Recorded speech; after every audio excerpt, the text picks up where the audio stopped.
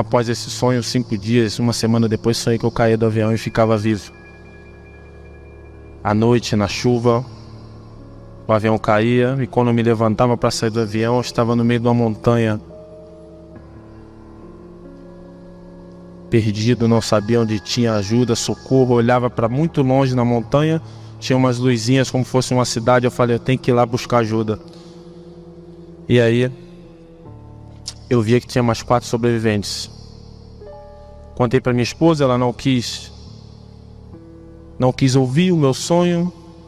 E eu fui para São Paulo com muito medo de jogar contra o Palmeiras. O avião desceu em São Paulo, jogamos contra o Palmeiras. E no dia do acidente, na segunda-feira, eu senti algo muito estranho. Em 2016, a Associação Chapecoense de Futebol se classificou para a final da Copa Sul-Americana, que seria disputada contra o Atlético Nacional em Medellín, na Colômbia. Inicialmente, o plano era fazer um voo direto do aeroporto de Guarulhos para o da cidade colombiana. Contudo, a companhia aérea contratada, LAMIA, tinha sede na Bolívia, que conforme o Código Brasileiro de Aeronáutica, a Lei 7.565/86 e a Convenção de Chicago, voos fretados têm de ser realizados por um avião do país de origem ou destino. Por conta disso, a ANAC, a Agência Nacional de Aviação Civil, indeferiu o pedido de voo. Assim, outro plano foi traçado. Primeiramente, seria feito um voo comercial para a Bolívia e de lá o trajeto até a Colômbia seria realizado pelo avião da LAMIA. A comissão da Chapecoense, composta por 68 pessoas, incluindo jogadores, comissão técnica, dirigentes, jornalistas e convidados, partiu para Santa Cruz de la Sierra, na Bolívia, no dia 28 de novembro.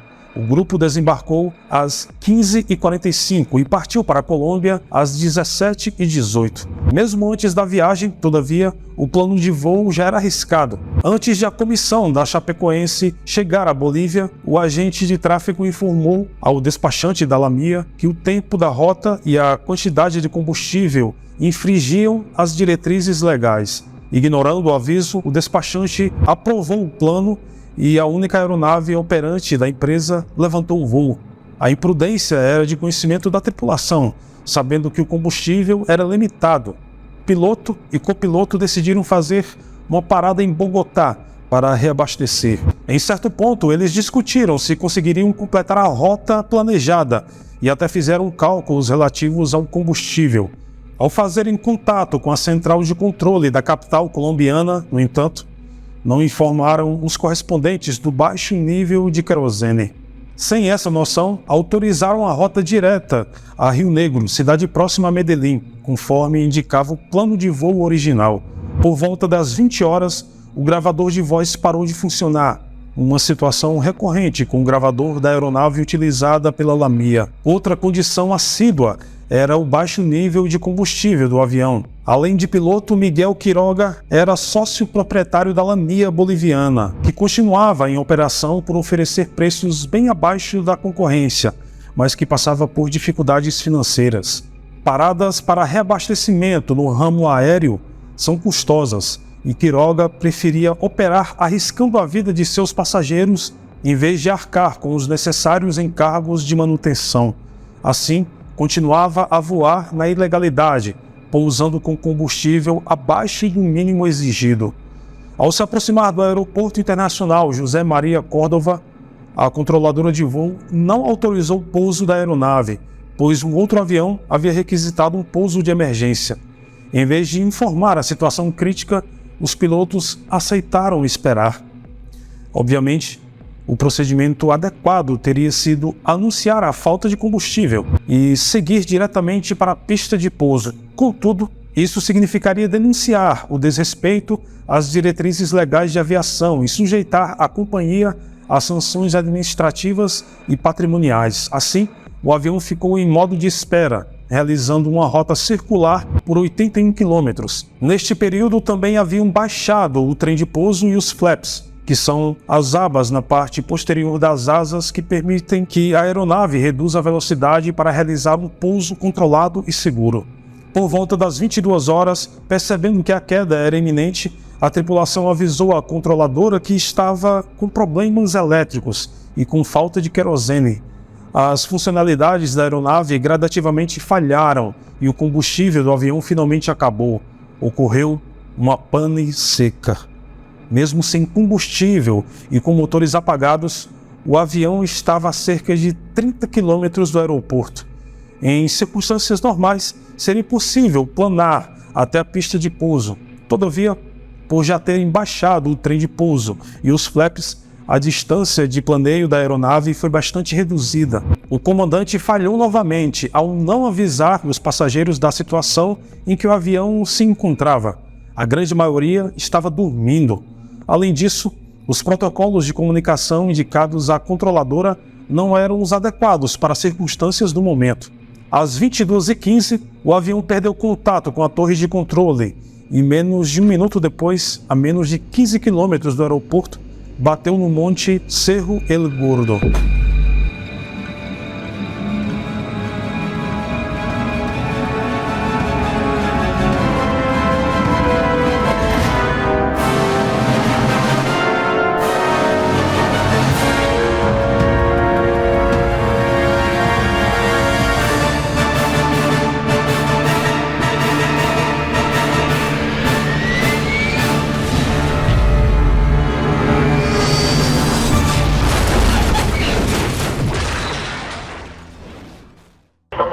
Para la aproximación directa se nos ha presentado un problema de combustible. Siendo la prioridad para su aterrizaje, igualmente con problemas de combustible, ¿correcto? ¿Máximo? Ok, ya entonces le daré vectores para proceder al localizador y efectuar la aproximación, que es aproximadamente en 7 minutos. Lima Maília del 933. Notifique rumbo. Tenga presente rumbo y espere para iniciar para continuar su descenso. Tenga presente rumbo y estamos a Lima India 2933 solicita vectores para acercamiento, señorita. Atento, tengo una aeronave por debajo suyo efectuando la aproximación y ahí se va a estar efectuando la revisión de pista. ¿Qué tiempo tiene para permanecer en su aproximación, Lima Maília? Estamos con emergencia de combustible, señorita, por eso le pido de una vez por su final. Y solicito descenso inmediato, Lima Maília 2933. Lima Maília del 933. Puede usted efectuar el tiraje ahora por la derecha para iniciar el descenso. Tiene los tránsitos a 1 milla por debajo de usted. Una vista, no es factor y solicitamos incorporarnos de una vez al localizador. Capitán, usted tiene 210, necesito bajarlo de nivel, tendría que mantener tirar por su derecha para iniciar su descenso. Antiguo, señorita, estamos iniciando el descenso y estamos por el localizador. Señorita, Lima Maília 2933 está en falla total, eléctrica total y combustible. Está libre de operable lluvia sobre la estación Lima Maília del 933, bomberos alertados. Vectores, señorita, vectores a la pista. La señal radar se perdió, no lo tengo, notifique rumbo ahora. Vamos con rumbo 360. Con rumbo tire por la izquierda 010, procedería al localizador del borde Río Negro, 1 milla adelante del borde. Al momento usted se encuentra, correcto, le confirmo, por la izquierda con rumbo 350. En la 350, señorita. Sí, correcto, usted está a 0,1 milla del borde Río Negro. No lo tengo con la altitud Lima Maília, India. 9.000 pies, señorita. Vectores, vectores. Usted está a 8.2 millas de la pista. ¿Qué altitud tiene ahora?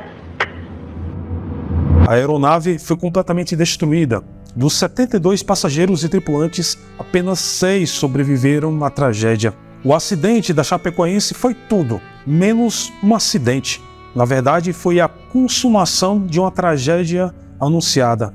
Para se ter uma ideia, mesmo com o tanque cheio, a autonomia de voo do Lamia 2993 era de 2.965 km, enquanto o trajeto era de 2.975. Além disso, a violação de inúmeros protocolos também agravou a situação. Embora a conduta dos pilotos integre todos os tipos de culpa, negligência, imprudência e imperícia, não foi instaurado um processo penal relativo ao caso, pois os agentes morreram e a punibilidade do crime é extinta no momento em que os responsáveis por sua prática morrem.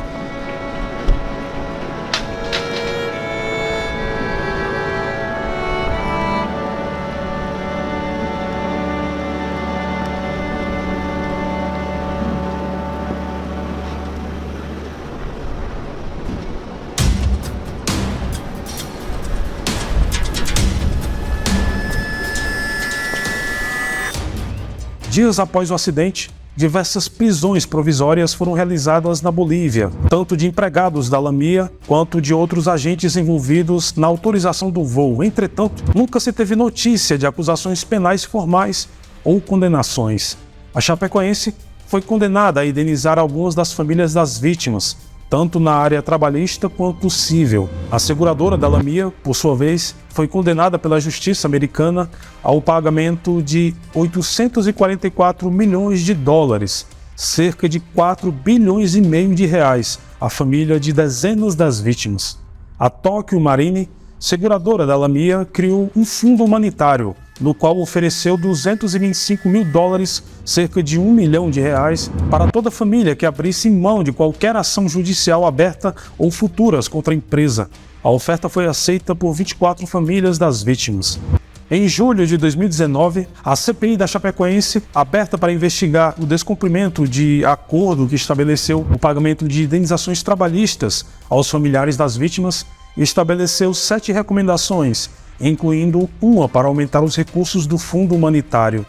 As 24 famílias que já receberam os 225 mil também receberiam, cada uma, um adicional de mais de 142 mil. Já as 44 famílias que ainda não aderiram ao acordo teriam a possibilidade de receber, então, 367 mil.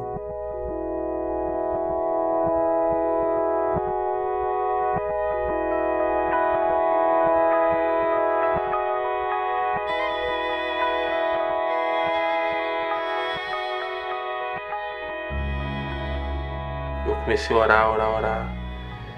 E eu lembro que quando eu vi que o avião ia cair mesmo, que iria ter um acidente, eu falei, Jesus, eu li na Bíblia que tu fez um monte de milagre. Nos ajuda, tem misericórdia da gente. Fala, Jesus, olha pra gente, tem misericórdia, nos ajuda. Tu é o piloto desse avião. Eu sonhei que isso ia acontecer. E cheguei a falar pra minha esposa, antes de eu viajar de avião, quando eu estava em casa ainda, eu acordei do sonho e falei pra ela, sonhei que eu caía do avião e ficava vivo com os meus amigos. No dia da viagem eu mandei uma mensagem pra ela dentro do avião, para que ela orasse a Deus pedindo para repreender o meu pesadelo, porque o meu pesadelo ficou muito na minha cabeça no dia da viagem. O pessoal da Cruz Vermelha, sei lá, o pessoal já tinha tudo indo embora, só ficaram os policiais lá. E ele foi olhar os corpos, né, os pertences, tomando conta, e escutou um gemido de dor. E ele falou com o companheiro dele, falou que tinha alguém vivo. Falou, tem alguém vivo, eu escutei um gemido. E o cara falou assim, você não tem como, cara. Já tem muito tempo não tem nem mais médico aqui, já passou muito tempo. E ele falou assim, eu escutei, cara. Quando o cara fez silêncio, eu dei um gemido. Um gemido de dor, assim. E ele pegou o celular e foi atrás. Ele começou a tirar ferro, serrou a árvore. Quando tirou tudo, eu lá. Minha esposa falou que quando eu acordei, a primeira coisa que eu falei foi, Deus esteve comigo o tempo todo. E eu vi o médico do clube, quando eu olhei pro médico, que eu escutei o espanhol, olhei pro médico e falei, final da Sul-Americana. E aí eu falei pra ele, o que deu no jogo, doutor? Eu machuquei, porque eu não tinha reparado bem no meu corpo. E ele falou, machucou, Neto, você machucou na final. Mas quando eu dormi, que eu acordei no outro dia, eu olhava aqui, tudo, o nariz, tudo cortado. A perna, a orelha pendurada, a cabeça, não foi no jogo. Tem alguma coisa errada. Eu pensava, eles estão mentindo pra mim. O médico reuniu todos os outros médicos com meus familiares. E ele perguntou pra mim, você lembra do sonho que você teve, que você conta pra sua esposa? Claro que eu lembro, falei pra ela aí, ó. Falei pra ela que eu sonhava, que eu tava no avião à noite, com muita chuva, o avião desligava, caía, eu conseguia levantar no meio dos escombros, saía numa porta de emergência e quando eu vi eu tava numa montanha à noite, tudo escuro. E aí o médico tava lá com a gente agora, falou, não foi um sonho não, Neto. Tudo que você tá falando foi realidade. O avião da Chapecoense caiu. Eu acho que o que mais mexeu comigo foi o dia que eu vi meus filhos, né? Que eles ficaram me olhando com aquela cara de espanto, vendo que eu tava muito mal. E eu falei pra eles, vocês não vão dar um abraço no pai, não? E eles vieram me dar um abraço, mas eles não conseguiam falar o que eles queriam falar. Eles só choravam. E eu via que era um choro de alívio que eles estavam sentindo ali. Como assim, meu pai tá muito mal, meu pai tá muito debilitado, mas meu pai voltou. A gente sempre fala do piloto assim, que ele errou, de fato, né? Mas eu acho que tem muita gente envolvida, sabe? Porque, pô, quem autorizou o voo sair naquele estado sem gasolina? Então, eu acho que é um erro atrás de outro erro e tudo, e ninguém autoriza do nada. Sempre tem alguém ganhando alguma coisa pra deixar passar por debaixo do pano.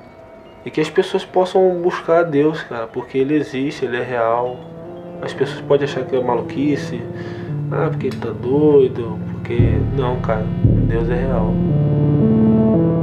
Bom, este foi o vídeo de hoje. Muito obrigado pelo carinho e atenção de todos. E como sempre, nos vemos nos comentários. Até mais.